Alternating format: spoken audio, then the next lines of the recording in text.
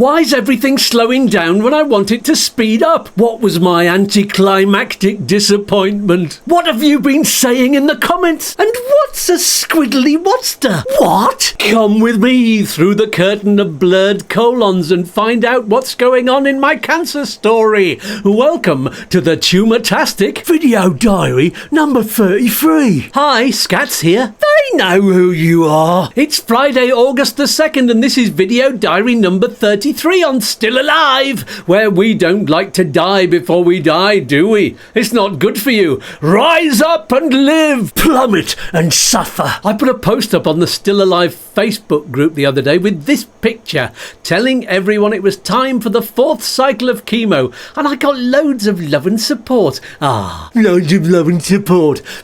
I really needed it this week. It's been tougher physically this 3rd cycle, and that's affected me up here as well. So I'd like to say a huge thanks to all of you who commented on there, and to all of you who lend their support on this video too. Put your comments now, and because I believe in sharing the love, in case you need support right now for anything, I'm going to read out a selection of the messages I got. Take them into your heart and your head and have some of the warmth and love for yourselves. Ponce! Here goes. Wishing you all the best, Skatz. Love the shirt too. Of course you do. I do too. Wishing you all the best. Stay colourful. Chemo's definitely not for the faint-hearted. You're almost there. Kiss, kiss. That message was from a former cancer sufferer. Thank you so much. And this from someone going through chemo right now. Keep going, Andrew. Please, call me Skatz. All my friends do. And you can be my friend too. He continues. I had 3 hours on number 10 yesterday. Not quite sure what that means. That was the start of my 4th cycle. I stood up at the end, stumbled backwards, another patient called out, 3 nurses dashed over, embarrassing, my right foot seized up. I was down there for 9.5 hours, for feck's sake, but it's our road to recovery. That's a great way to look at it. Next message. Bless you, be brave, 3 kisses. 4 out of 5, so it's nearly finished. Well done, Skatz. So far, so good. Kiss, kiss. Big hug. Kiss, kiss. Be bold and brave, like the shirt. Hashtag FOF. FO yourself. You look fantastic. Keep kicking ass, buddy. 4 X's there. Hope it goes well for you. Those are kisses, by the way, not 4X. That's a kind of lager, isn't it? Anyway, there's one in Spanish now. Lo deseo lo mejor. Todo irá bien.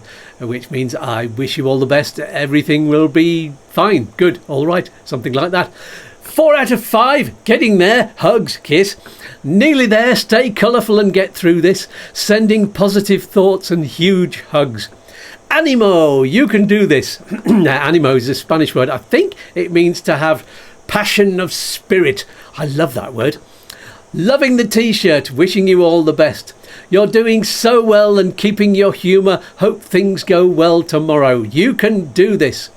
Sending love, Skatz. Been keeping up with your cancer story, and I'm in awe of how you're choosing to face things the way you are. I'm sure there are darker days, but your ability to lift yourself and others who are in a similar situation is just wonderful. Keep doing what you're doing. It is uniquely you and why everyone is offering so much support. Oh, thank you so much. All the best. You are in my thoughts and prayers. Stay tough. Thoughts and prayers. Ha! Yeah, that'll work. Good luck, Skatz. Love and hugs to you and yours. So good to hear your positive attitude. Sending healing vibes from Ireland. Oh, it's lovely to have messages from all my friends over there in County Kerry. Big hugs to all of you. Looking good, Skatz. All the best.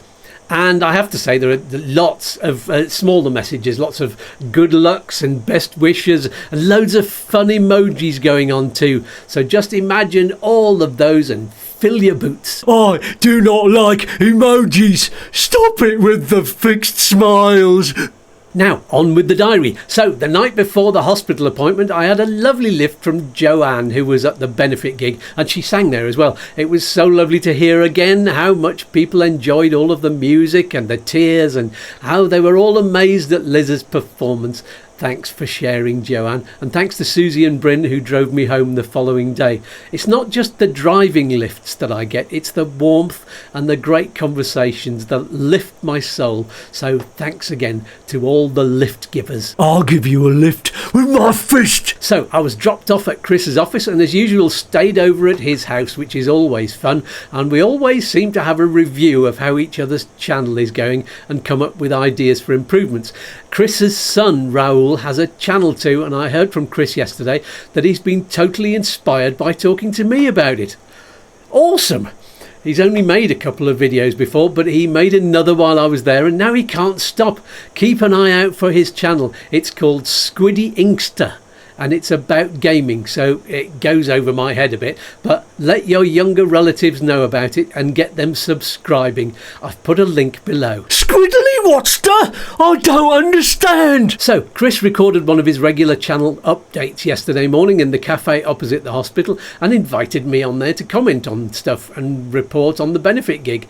His update videos are getting a really good response and he's getting better at making them snappier and mixing it up with cool pictures and really interesting topics. Check them out. There's a link below. We've been talking about his regular fortnightly appearances on my other channel, YouTooSpain, and there's going to be a really exciting change happening next week to make these shows even better and even more watchable.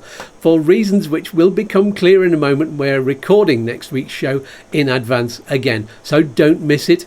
I can't wait to hear what you think about it. Onwards and upwards. Bloody cliches. So what happened at the hospital? Well, the blood test appointment, which is usually very, very fast, was really slow. Only 2 people on reception instead of 3, and they seem to be working in slow motion. The nurse who took my blood took much longer over it. My theory is that it's August, which is holiday time with fewer people available, and perhaps the staff are different too. Maybe they've been brought in from somewhere else. Chris's theory, on the other hand, is that it's August, so it's very hot. Spanish people stay up later, all of which makes them work a bit slower the next day. There's no point rushing in this heat. So, which of us is right? What do you think? Tell me in the comments, but tell me slowly. I think they're lazy bastards and should be sacked. Anyway, after a quick breakfast during which I learned what a French tortilla was. It's like an English omelette. No potato, we said, just the egg. I added cheese to it too. We headed for the consult then, and our technique of arriving very early worked again. After telling the doctor about the increased side effects, which was mainly the neuropathy, still got that today, awful, and she said it's all from the IV chemo and not the tablets.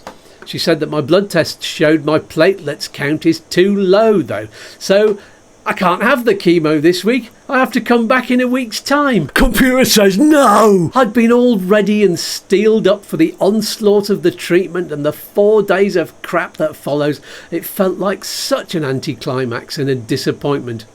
However, Chris reminded me afterwards that the doctor had seemed a little surprised before the previous cycle that I was okay to have the treatment. So maybe this happens to everyone round about the 3rd or the 4th stage. A few of the blood test readings have been dropping down each time close to the cut-off point, so maybe in the back of my mind I suppose I was aware there could be an extra pause for recovery. At least it wasn't anything to do with me taking those extra tablets I told you about for the last 3 days of cycle 3. She was fine about that, the doctor. I was all ready to say sorry. It's me you should be apologising to. You're making me overdose. It hurts. Oh, and I told her about my eyesight deterioration. I think that's what it says there. And she said it's most likely a side effect of the chemo, though it's not such a common one. Chris and I had a laugh afterwards because he'd predicted the answer would be the usual, yeah, it's normal for chemo. We're thinking of getting some It's Normal t-shirts printed. What do you think? I quite like the idea of wearing an anything but normal t-shirt. That works for me. Maybe we could have a whole range of different normal t-shirts. Abnormal, subnormal, you're all of the normals. Anyway, so after the consult, there was nothing for it but to call Susie and Bryn to come and fetch me straight away. And Chris and I sat in the secret cafe for an hour until they started to close up for the day. And then Chris had to head off to the hospital, to a different hospital, for some tests about his asthma, which sounded really unpleasant and claustrophobic. Poor bugger. Hope he's okay. Send him your best wishes, won't you? You'll see him on next week's YouTooSpain Live, of course, which, as I said before, will be pre-recorded again, because I'll have had the chemo next week and won't be well next Saturday morning. Pukey, pukey. La! On that note, that's all for this week. Next week, I'll see you again. How exciting! Thank you so much for continuing to follow my story and sending your own stories and sending messages of support.